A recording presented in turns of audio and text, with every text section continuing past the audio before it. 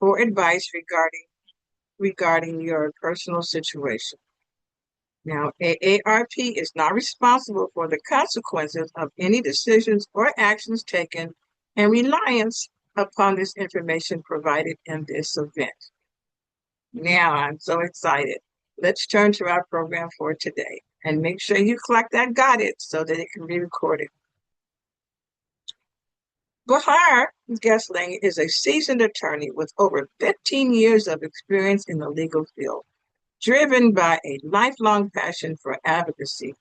Now, as the founder of her very own law practice, she has spent the past 11 years specializing in trust and estates, helping families plan for their future and navigating complex legal matters with care and expert.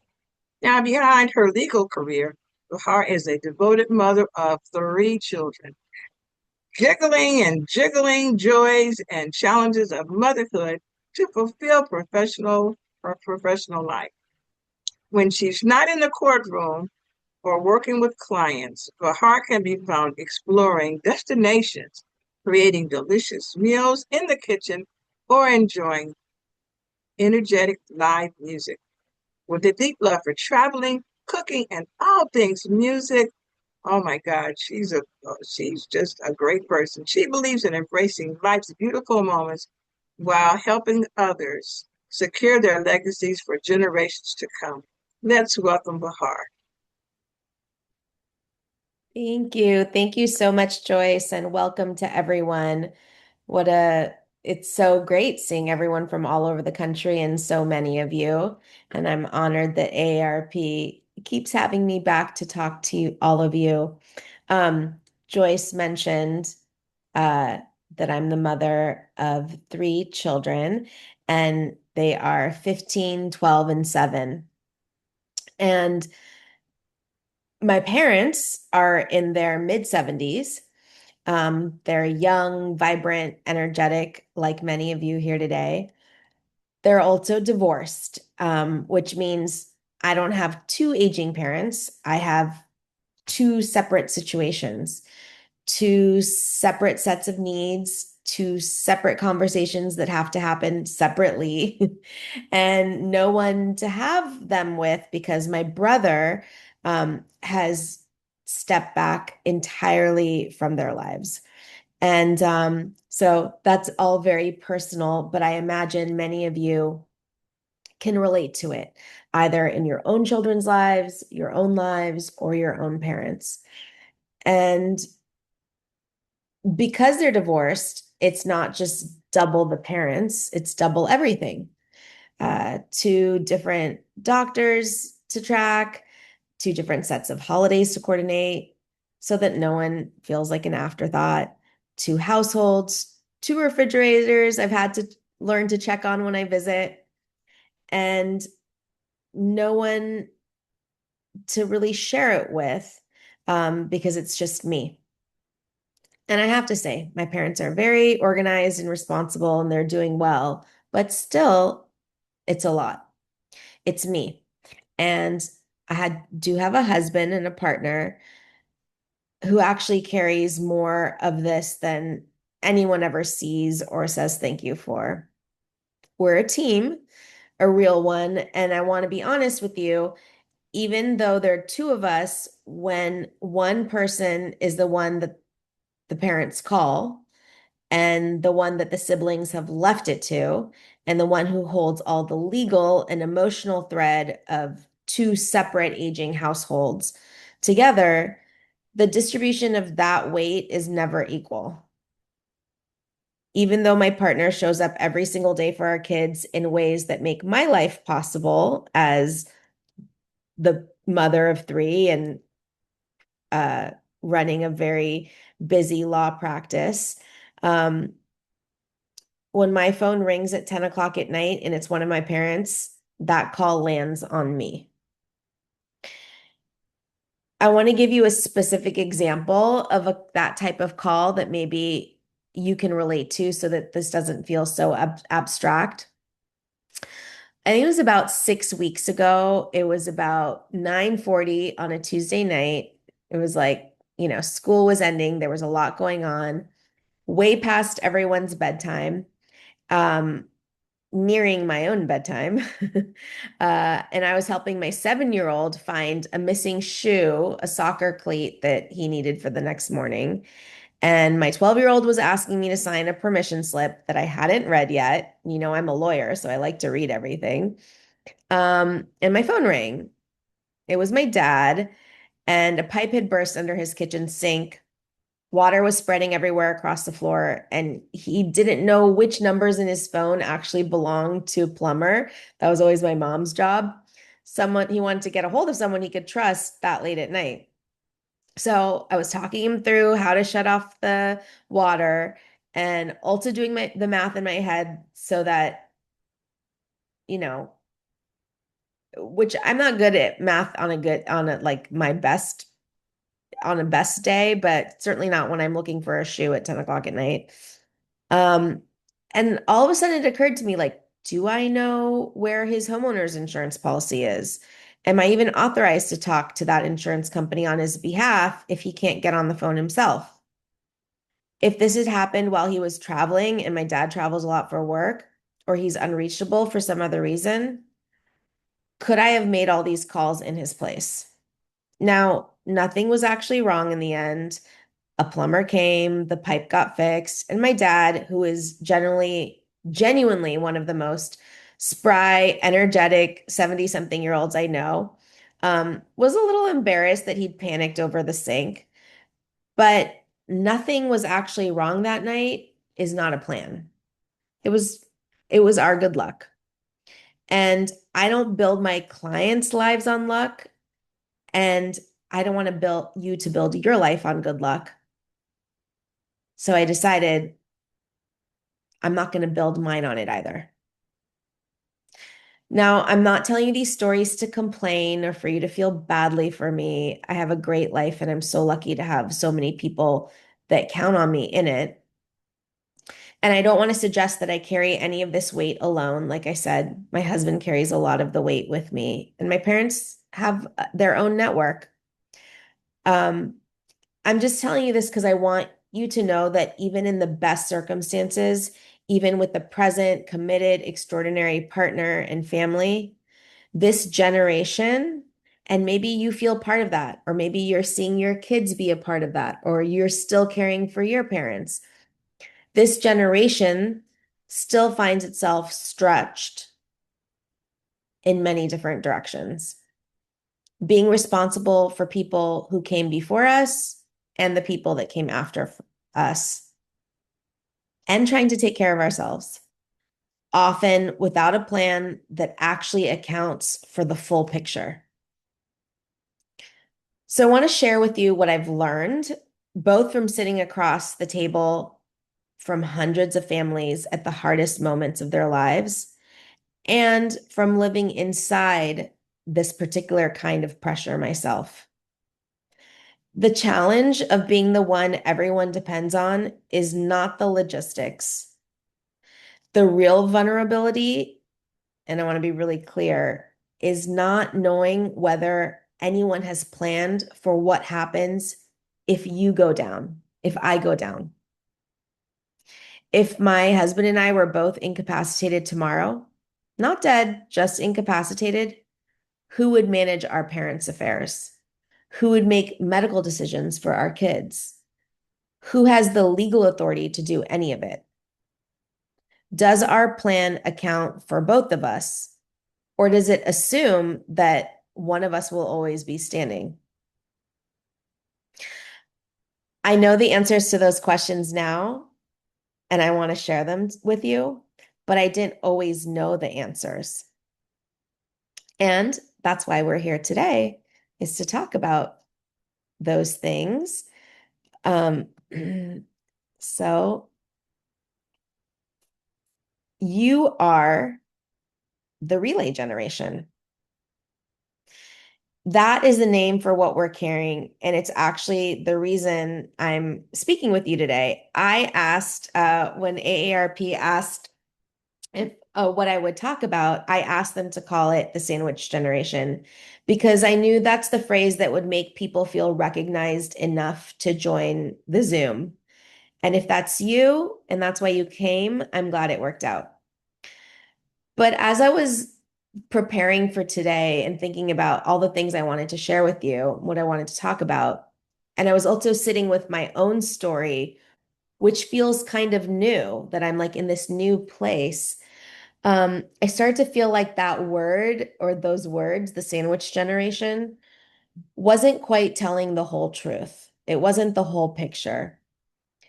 Because a sandwich is something being pressed from both sides. It's kind of passive.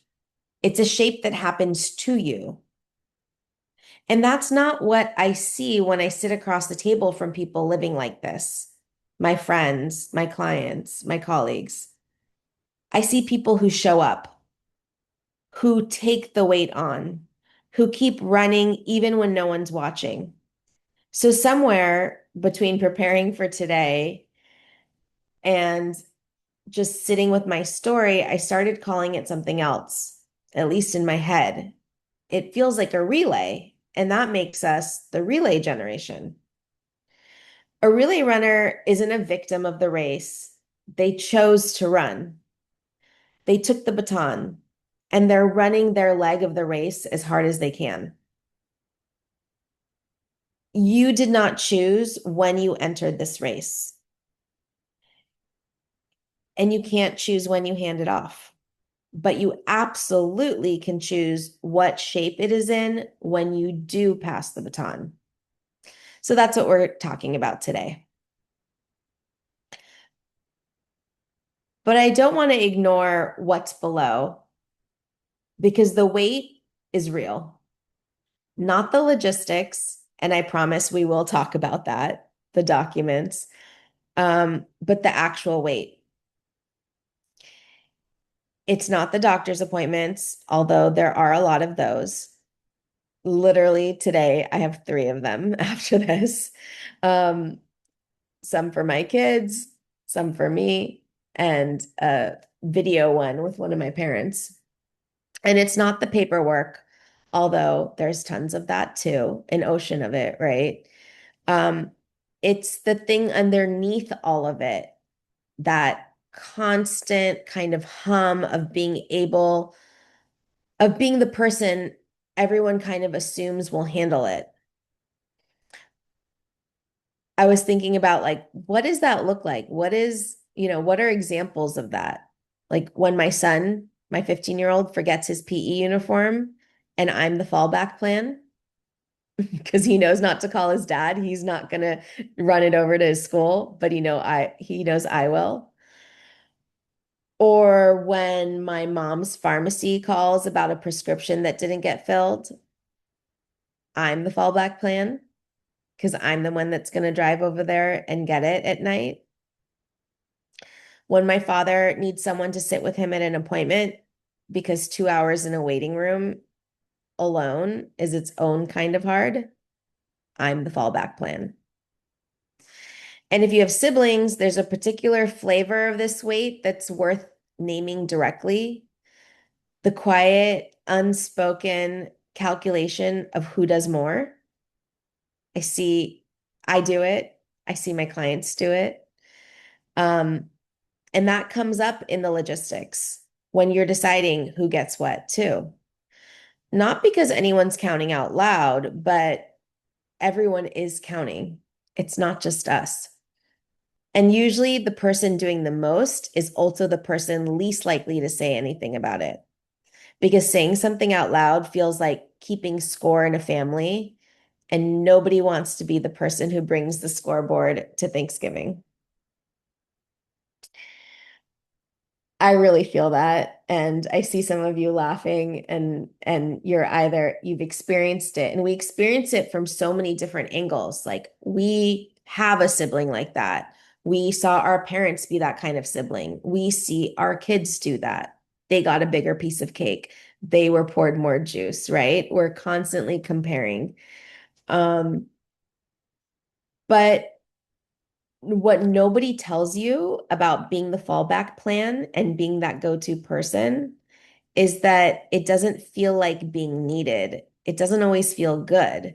It feels kind of like you're invisible because the reward for doing it well is that no one notices you're doing it at all. When people are like, how do you do it all? It's like, I don't know because I'm hiding all of it.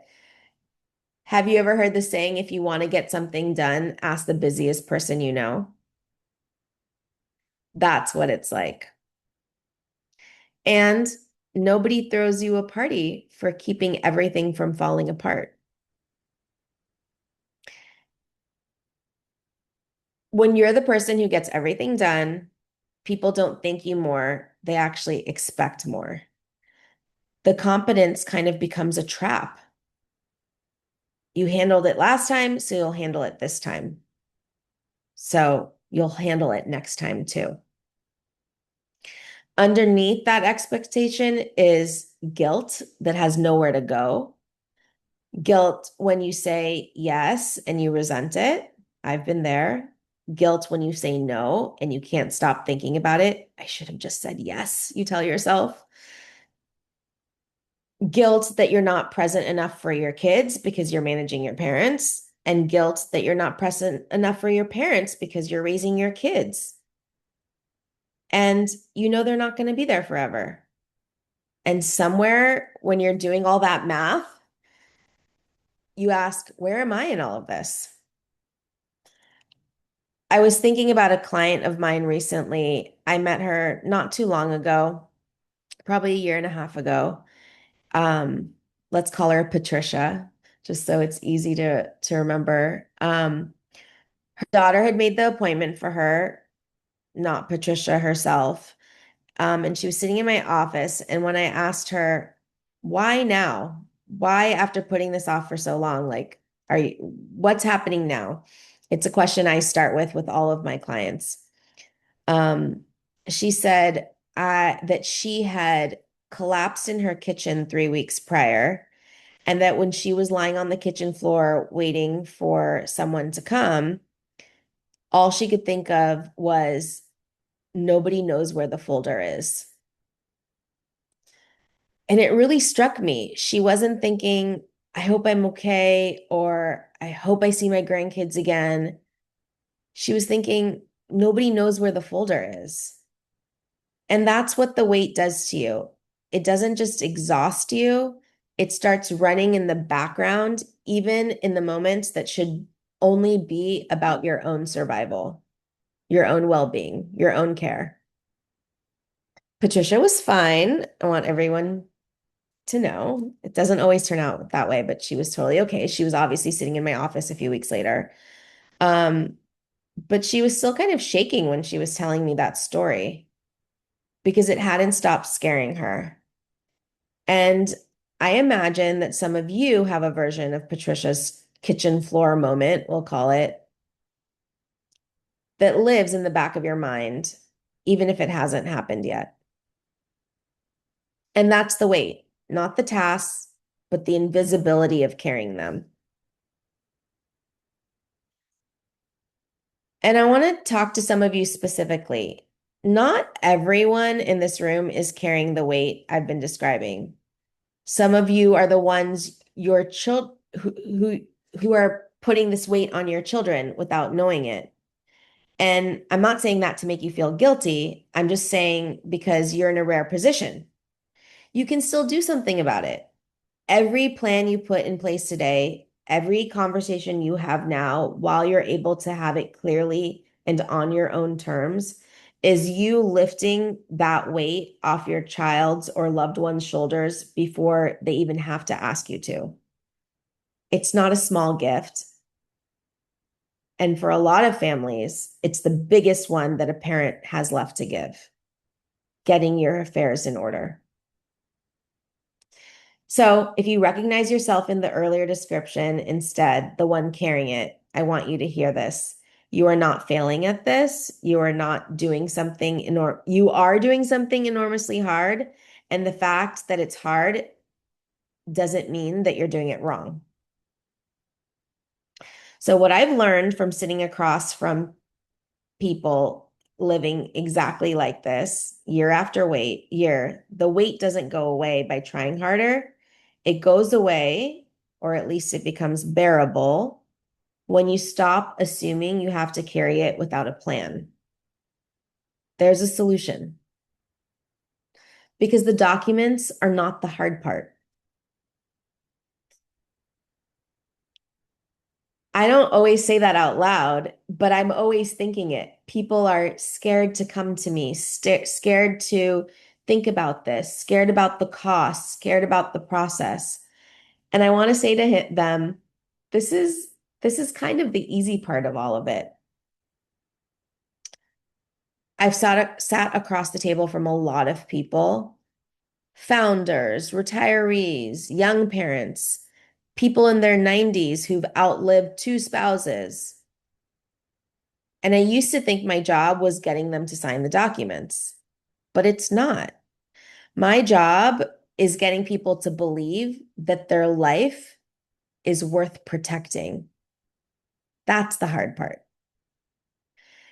Because what nobody wants to say out loud is that most people don't avoid estate planning because they're too busy, although that's what they say, or because it's expensive. I get that a lot too.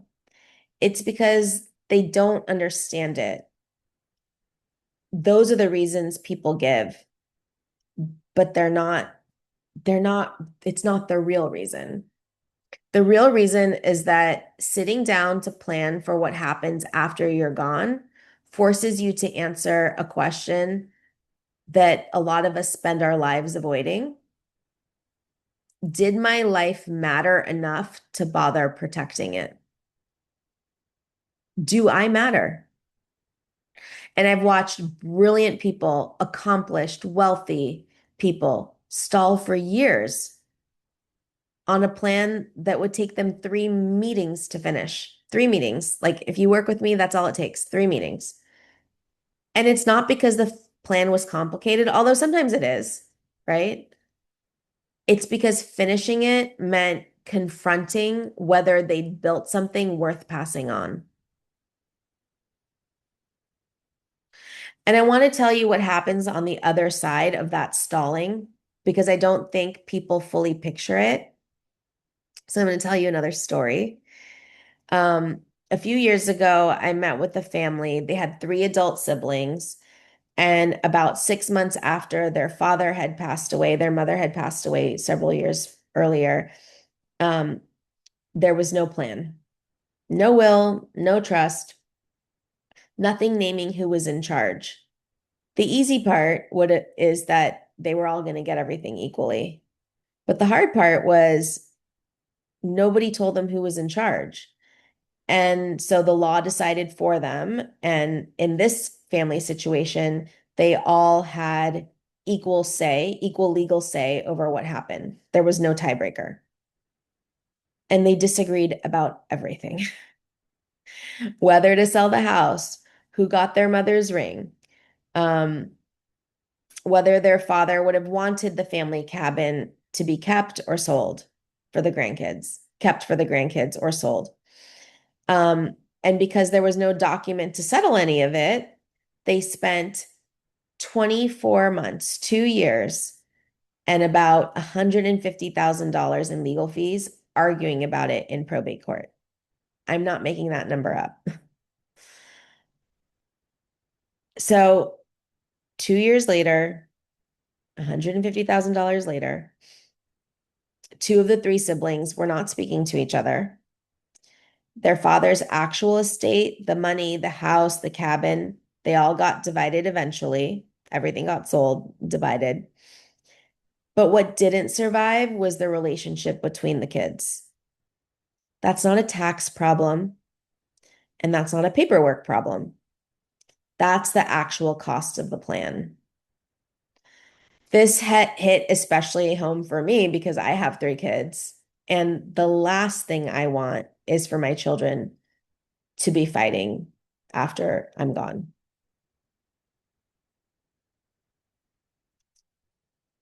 So that was a sad story.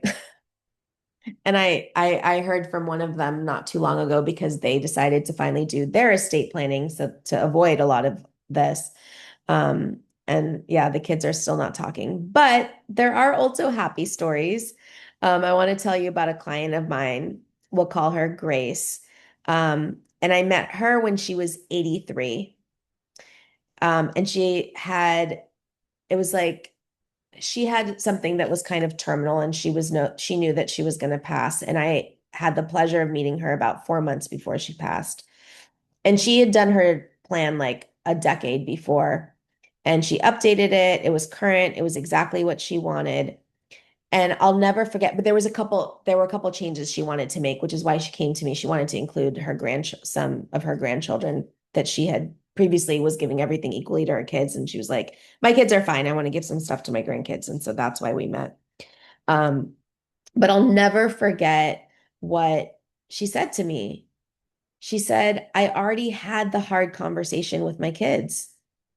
And all that's left now is to say goodbye to them, not to negotiate with them.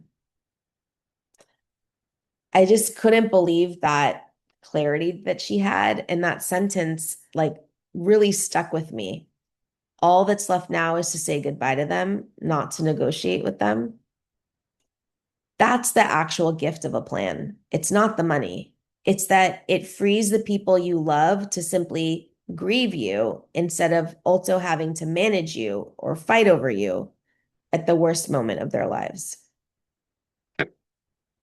And I've sat with people at the very end when there's no more time for meetings and asked them, like, do you have any regrets? What would you do differently? And you know what they've never once said to me? I wish I'd saved more on estate planning.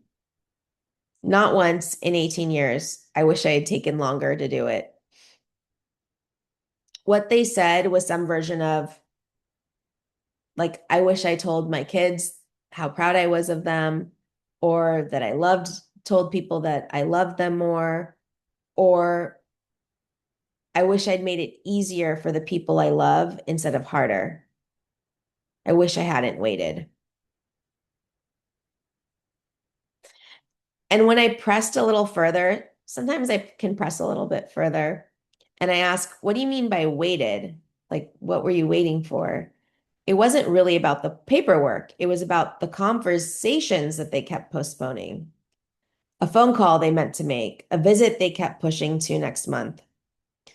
The plan and the relationship turned out to be tangled together the entire time, even though nobody tells you that. And that's why I want to tell you. That's what I want to share with you today. How can we reframe that before we get to the actual practical stuff? And I promise that's the next slide. We're going to get there. A plan is not a preparation for death. I want to say that again. It's not planning for what happens when you die. A plan is an act of hope. It's saying to the people you love, I believe there is a future, and I believe I mattered enough to help shape it. Once you believe that, like I said before, the documents are not hard. They're actually easy.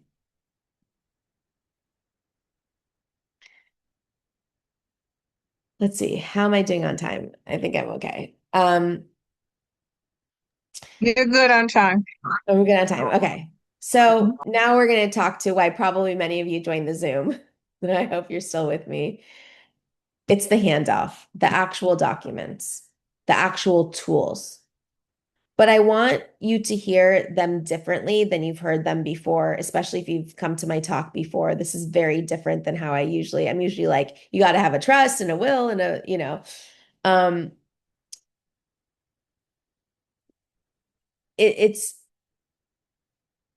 it is essential to have these documents.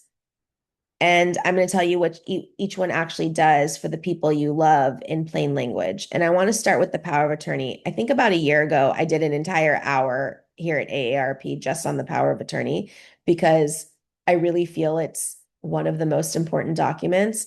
And if I could distill it into one sentence, the power of attorney, it says, I trust you with my life. Um, it's, I know that sounds like hyperbole, but it's not. It's really, if I'm incapacitated, you are the person making decisions for me with in my name, with my money, for my care. And if you don't have one and you become incapacitated, you have a stroke, an accident, dementia, anything, and there's no power of attorney naming who's in charge, your family or your best friend or your loved one doesn't get to just step in for you. They have to go to court and ask a judge to appoint someone. And then you might have multiple people that want to get appointed and they might fight about it. That whole process is called a conservatorship or a guardianship. And it just depends on your state. I know some of you are from other places in the country, so I'm trying to keep this general, but basically the court appoints someone because you didn't. And that's a public process. It happens in open court. It's not private, and everyone will get to see and hear your business. And it's slow. Okay. It can take months and it's not free because you've got lawyers involved and we're expensive, right? I've seen families spend 8, 10, sometimes $15,000 in legal fees just to get permission for something that a power of attorney would have just given them for the cost of like one meeting, right? So it's really important. It's really worth it. And during those months that families are in court, bills still need to be paid, medical decisions still need to be made, someone still needs to access the bank account to keep the lights on. So if your family doesn't have money of their own that they can or are willing to put up, everything just gets frozen. Lights get turned off, right? Late fees accumulate. And do you think the banks are sympathetic to the fact that, you're in court, somebody's in court trying to figure this out? No, they're not.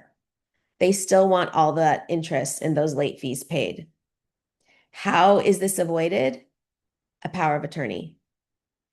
And I'm in California, so a comprehensive estate plan. I only do comprehensive estate planning. If you call me later and you're like, can you do just my power of attorney? You told me it was the most important document. The answer is no. But there are people out there that do it. I want to do a complete plan that protects everybody, and that includes other documents. If you're in California and you own real property, so you have a home or a condo or something, or you have more than $200,000 in gross assets, so not taking into account your debt or any liabilities, um, loans. If you don't have a trust, your estate goes through probate. Again, many of you are from different places all around the country, so you have to check with someone who's familiar with the laws of your state. They're state laws, they're not based on your county. But in California, the threshold is very low. Most people need a trust-based plan. Part of that plan, that comprehensive plan that an attorney is going to do for you, is not just the trust or the will, but it's also a power of attorney, an advanced healthcare directive, a HIPAA release. We're going to talk more about that. But the idea is that you have a plan, right? This is the hope we were talking about earlier. You have a plan so that nobody has to see the inside of a courtroom. Nobody's wondering, what did you want? And who was in charge? And where's it all going? You get to say that, right? Um, I want to point out that I am calling a power of attorney what's known as a general durable power of attorney. This is a document that allows your agent, whoever you name, to make financial, legal, administrative decisions on your behalf.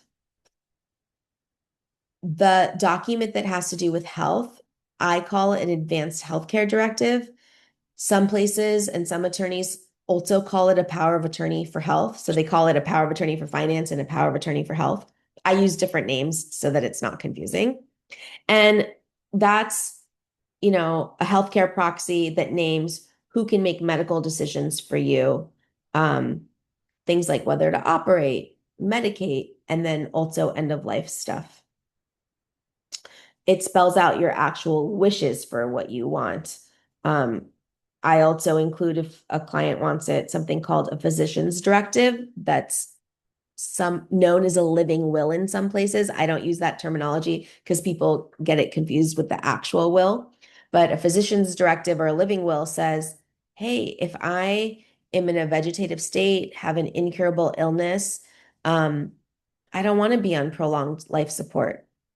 And it's important that you let everyone know that those are your wishes, or maybe those aren't your wishes.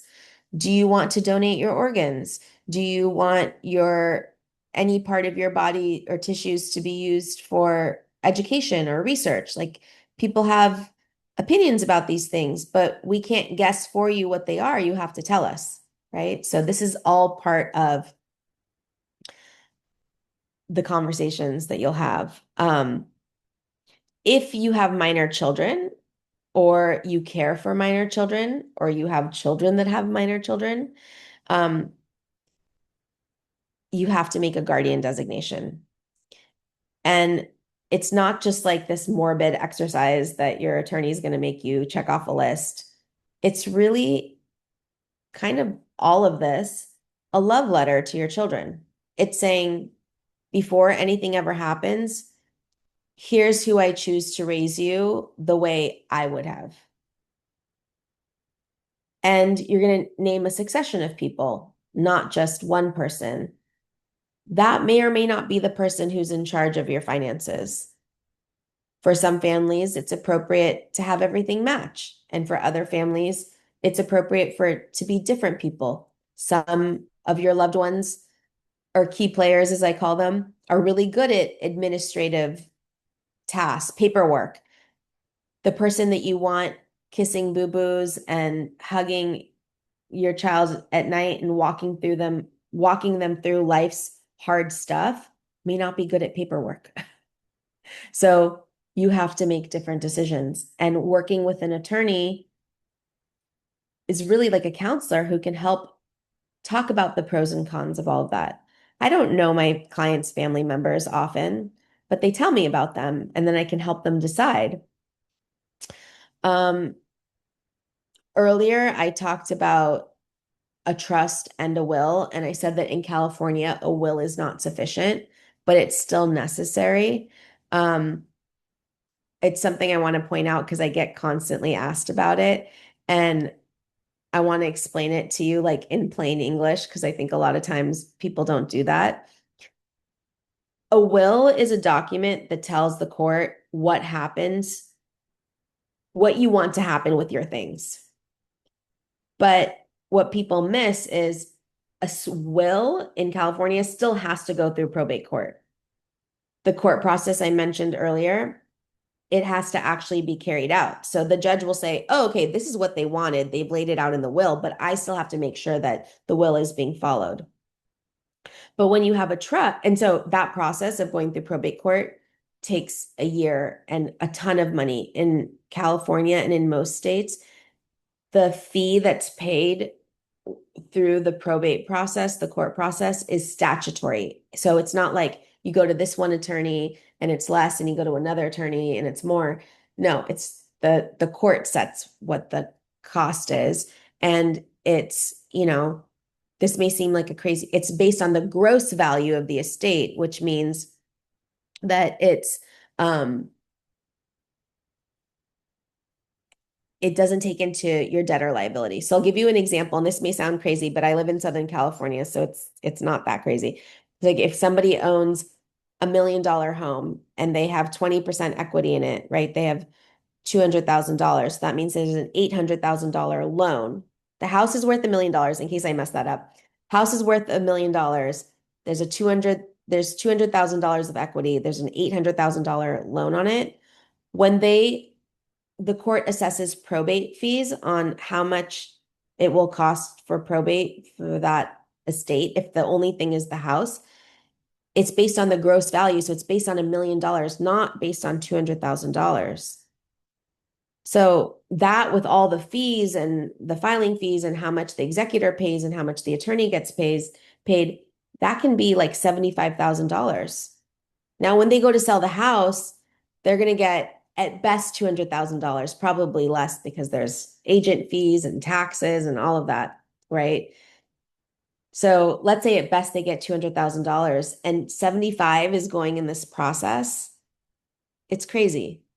Again, that's avoided by having a trust because the trust says, this is who I am, this is what I have, and this is who I put in charge. Court, judge, lawyers, you don't need to get involved. I've dotted my I's and crossed my T's. Take a sip of water.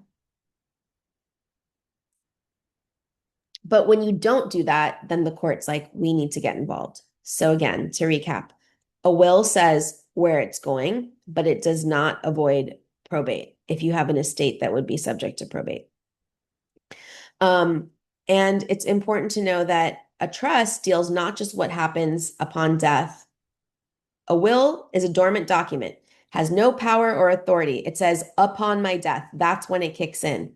A trust kicks in the moment it's signed. That's why it's often called a living trust because it's alive once you sign it. And it deals with what happens if you're alive and incapacitated. If your loved ones need to pull money out of your home, get a reverse mortgage, sell your home to take care of you, it doesn't do them any good for it to be named in the will. What happens during your lifetime? How do they access your accounts to take care of you while you're alive? That is what a comprehensive estate plan gives. That is the love letter. That is, I mattered enough and you matter enough for me to take care of this, for me to stop putting it off, to stop making excuses, to stop being scared. And my legacy matters, however big or small it is. My legacy matters. I don't want the resource of time, the resource of money, the emotional ups and downs that come with dealing with lawyers and courts. I'm going to take care of it so that you don't have to fuss with it later. That's the love letter. Thank you so very much. That is great information. Do you have any more slides or shall we go Oh, into Joyce, questions? I'm not done. I'm Okay, sorry. no Um, problem. sorry. Mhm. I have one more slide. Okay, thank you. Um, so let's go back to where we started. I told you in the beginning that I'd ask you a question and answer it before we were done. And the question is, what are you actually leaving behind? So I think I said it pretty strongly earlier when I said talked about the love letter, but you're not just leaving your house behind or an account or a signature on a piece of paper. You're leaving behind the shape of how hard or how easy you're going to make it or you made it for the people who love you and to keep going without so that they can keep going without you. I think about all my clients and the different ways they did it, the ones that did it well, the ones that missed the mark. But at the end of the day, they are leaving people behind. And that is their legacy, not the money, not the assets. And I also told you earlier that I asked AARP if we could call this talk the sandwich generation talk. And I still think that that word is what got some of you here today. And I'm grateful for that. But I hope that what you're leaving with is this other name, the one I found while I was getting ready for this, the relay generation. A relay is different from a sandwich. A relay runner did not choose when they entered the race. A relay runner cannot choose when they hand off the baton. That moment comes when it comes, and it's on its own schedule, not yours, not mine. But a relay runner absolutely chooses one thing, how they run their leg.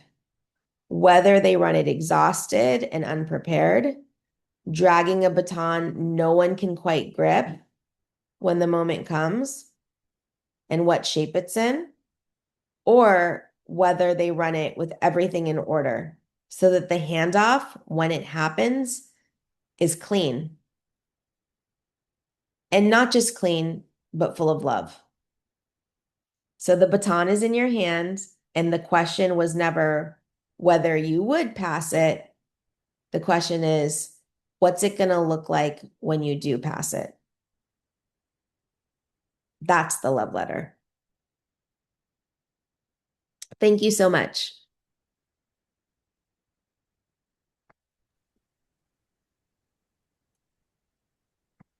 That is absolutely wonderful. I didn't want to cut you off. I was just so excited to find out you had some more stuff to go. So that's why I said, what other? You have more good stuff to go, but that's great. Thank you so much, Bahar. Jacqueline, can you look in the chat and see what some of the questions are? Um, One thing that that was started off first, and I really like this. I'm going to read this. I know you can see it, but um, hi, Behar. A step back is often the way of the world, but you were selected to serve your family in these many ways. Please know that even with the stress you are describing, you can do it with the carved out time for self-care. At 71, what you are doing is so familiar. We are with you. So I wanted to definitely share that with you because I think a lot of us can really relate to what you're saying. Of course, there was a lot of kudos about, what you were saying about, being with the family and the different situations that can come up and how it affects the family. There is one question, happens to be mine. um, in your earlier sessions, I think this is part 3 or part 2, I can't remember. But in your earlier sessions, you shared the approximate cost of probate, which has stayed in my mind because you said it's a minimum of $30,000, and that is set by the court, if I understood you correctly. So let's say you don't have the financial resources to do a comprehensive plan at this time. Is there a general power of attorney that you can, like in my case, give my son power to access my bank accounts and my stocks and things like that, just in case? So every state has a statutory power of attorney. You can Google it, like California's statutory power of attorney, and and then read up on how to execute it. I've seen documents where people will say, "Oh, my parent did it, and here's the power of attorney, and now I need to access stuff," and it's like it wasn't signed or it wasn't notarized, or like on the California one, there's all these letters and you're supposed to like initial, not tick box. So sometimes the execution is, you want to get advised on that. But yeah, I think there's a lot online that you can read about, and they do. And as far as like the health documents, most doctors' offices and hospitals and health groups provide those. So there is stuff that you can do on your own. Um, but when it comes to the other stuff, the will and the trust, um, a lot of this stuff fails because it's not executed properly. It doesn't Mm-hmm. actually name people, or it's not witnessed properly. So it's probably worth your time to at least talk to somebody, even if you can't, use their services. Mm-hmm. Mm-hmm. Okay. So that's it for questions. I think because maybe many of us have attended the prior sessions, you're kind of up to speed, but you brought up some really good points today about um, just where people find themselves. And it's really unfortunate about the company that's not, I mean, the couple, the brother and sister, whoever are, they're not as speaking. So we hope that works out. There is something, Behar, thank you for this particular approach to this subject, the relay. The analogy is powerful, even to one who took much longer to get into the race than we should have. But thank goodness mom had done the work you have set out the work you have set out for herself for herself and my dad. I now need to get into the race for myself and to have my children start the process for themselves. With much appreciation for helping those who have yet to be in the race understand the arena. Thank you so much, Alexandria. Joyce, no, sorry, Jacqueline, I just remembered something you said that I wanted to correct, which is probate. You said $30,000. It's not, there's not like a minimum, but it's just you can Google or search what the statutory probate fees are in your state, or what the minimum is for probate. So there's no minimum. It's based on the value of your estate, and the cost of estate planning can vary anywhere from, I mean, it's so variable across the country, but I would say probably between, I don't know, $2,000 and, six for a basic plan, depending on where in the country you are and what you have, what you need. I saw there's one question. Do you want to read it? I can answer it too. Yeah. Yeah. But that $30,000 scared me enough into taking action. So, so we're going to stick with that. And I have I another think question. yeah, go ahead. Go ahead. I was going to ask the next question. Oh, so Samantha was just saying, for people feeling overwhelmed, what's one simple action they can take this week to get started? That's such a great question. That's what I was going to read. Yeah. Yeah, I would ask people that you trust, whether that's a financial advisor, your CPA, or your friends, who have you used to do your estate planning, and reach out to them and find out, like, talk to a professional about your situation instead of assuming that it's going to be hard, or assuming it's going to be expensive or long. Like, get actual information and rely on your network of people that you trust. Like, who did you use and did you like them and what was the process like? Like, get an actual name and reach out to them. That would be my one actual item this week. Okay. That's about it. I think that you presented a side of this that we don't even think about, the emotional side of it and the family impact. So we appreciate that very much. Joyce, back to you. Thank you so much, Jacqueline. And thank everybody for being here with those wonderful questions. And Bahar, of course, you're fantastic always, so you have to worry about you. Thank you again. So we'll see Bahar again as we continue the 2026 Piggy Bank Essential Series. So be sure to join us on Thursday, October the 8th, for our next installment of our estate planning workshop series, where Bahar will share additional guidance and practical strategies to help us plan for the future with confidence. And if you would like to view previous programs or learn more about the Piggy Bank Essentials monthly series, check out the link in the chat below. If today's program was helpful, we invite you to discover everything AARP has to offer. So you can text value to 50757 or scan the QR code to get the link to access helpful AARP resources and learn more about the benefits of becoming an AARP member or renewing your membership. And if you already are an AARP member, thank you. Again, thank you so much, Bahar, for all of your wonderful, excellent presentations for today. And thank you to our Piggy Bank Essentials volunteer, Sarita Harash. Of course,